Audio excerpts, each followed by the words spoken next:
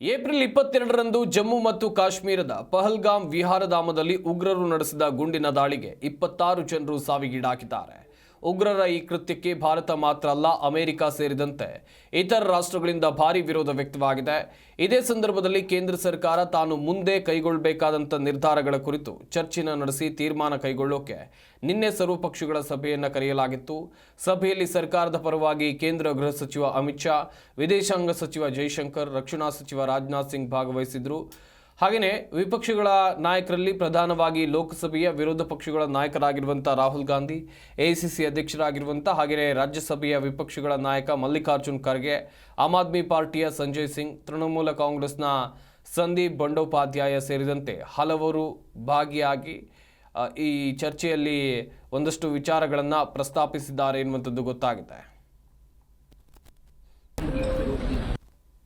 Uniformly condemn किया है, सबने सपोर्ट दिया ऑपोजिशन ने सरकार को, कोई भी एक्शन जो राजनाथ सिंह जी ने प्रिसाइड किया, अमित शाह जी भी यहाँ थे, अन्य सब लोगों ने मिलके जो पहलगाम में इंसिडेंट हुआ है उसको सभी लोगों ने कंडेम किया. ऑल पार्टी इर्रेस्पेक्टिव ऑफ ये वो ऐसा करे. और दूसरी चीज हमने ये कहा कि कश्मीर में शांति रखने के लिए वो अच्छा प्रयास करे और वहाँ पर शांति रखना जरूरी है. ये बात उनके सामने हमने रखा और उन्होंने ये कहा.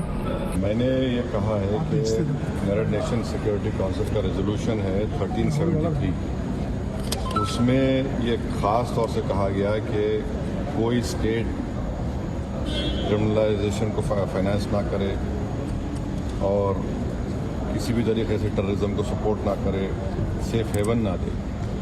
तो पाकिस्तान बरसों से इस रेजोल्यूशन 1373 का वायलेशन कर रहा है. दूसरा, अगर आप यूनाइटेड नेशन का आर्टिकल 51 पढ़ेंगे, ये हम किसी स्टेट को दूसरे स्टेट के खिलाफ सेल्फ डिफेंस में एक्शन लेने का इख्तियार देता है और उसमें एक वर्ड है बेलिजेंट रिप्राइजल्स, इसको हम इस्तेमाल करना चाहिए, मैंने कहा. और तीसरा ये कि हमारे संविधान में आर्टिकल 355 है जो ये कहता है कि यूनियन पर एक ड्यूटी है एक्सटर्नल एग्रेशन से स्टेट्स को बचाने के लिए. तो ये तीनों चीज़ें हैं सरकार के सामने. और presented its views in the all-party meeting.